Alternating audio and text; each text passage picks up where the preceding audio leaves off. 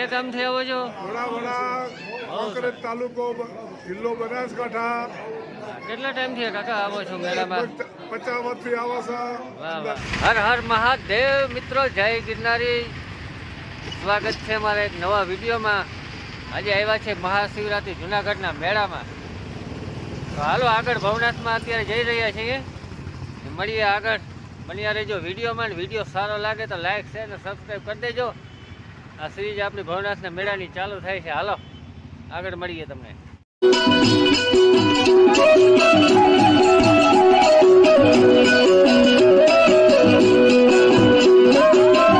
હાલો હવે આપણે જઈએ દામોકુંડ.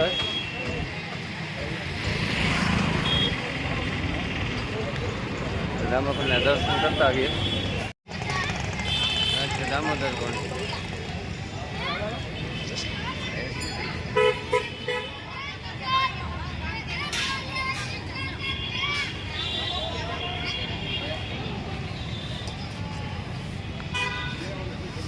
અચ્છા, દામોદર કુંડ.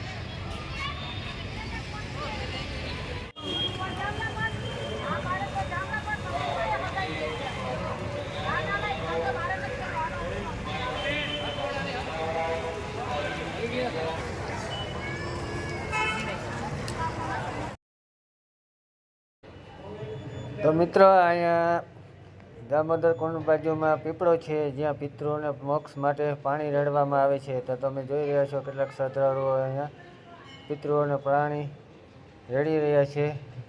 તો તમે જોઈ શકો છો. ને આપણે આવ્યા છીએ તો ચાલો હવે આપણે પણ અહીં પિતૃઓને પાણી પાઈએ.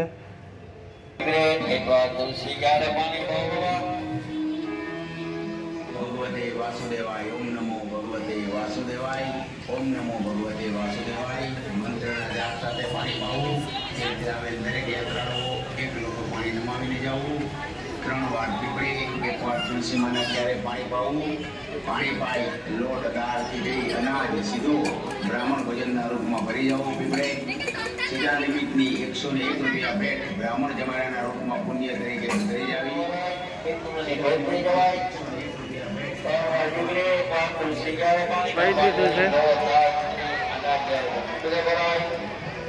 હવે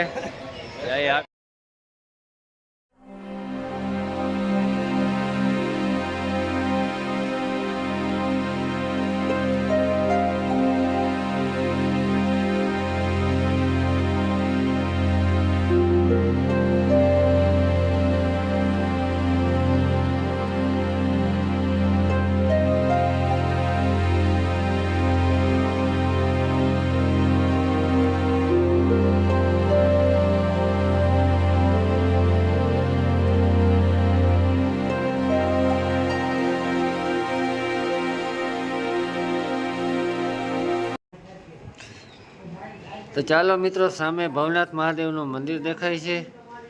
તો આપણે સૌ પહેલાં તો ભવનાથ મહાદેવના દર્શન કરી આવીએ, પછી આગળ જઈએ મેળામાં.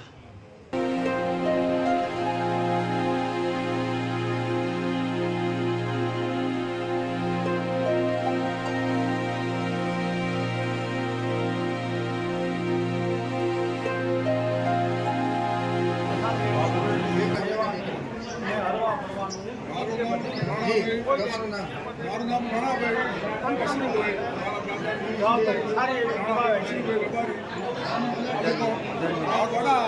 હર મહાદેવ. હર હર મહાદેવ. કાકા કે ગામથી આવો છો?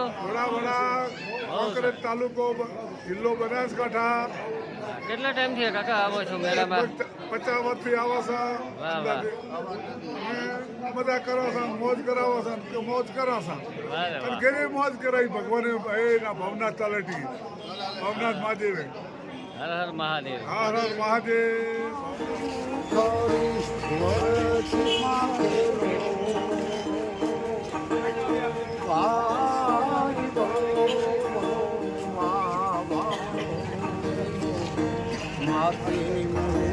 ઘરે પાઠ માંડ્યા સતધર્મ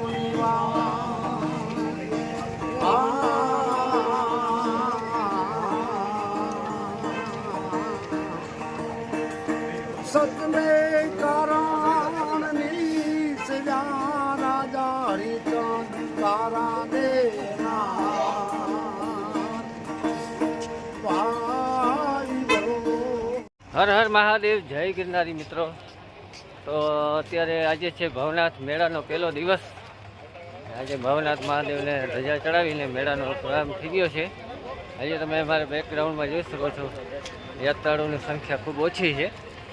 પહેલો દિવસ છે એટલે ધીમે ધીમે હવે યાત્રાળુઓની શરૂઆત આજથી થતી જશે. આજે પહેલો દિવસ છે એટલે હજી તો બહુ ગર્દી છે નહીં. જેમ જેમ શિવરાત્રિ નજીક આવતી જશે તેમ મેળાની જમાવટ થશે. બરાબર, તો તમે પણ આવજો, ને ન આવી શકો તો કાંઈ વાંધો નહીં, આપણી ચેનલ પર બન્યા રહેજો, તમને મેળો બતાવશું પૂર્ણ.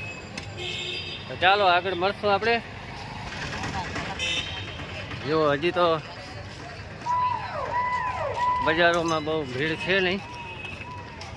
જેમ જેમ શિવરાત્રી નજીક આવશે એમ એમ યાત્રિકોની સંખ્યા વધશે.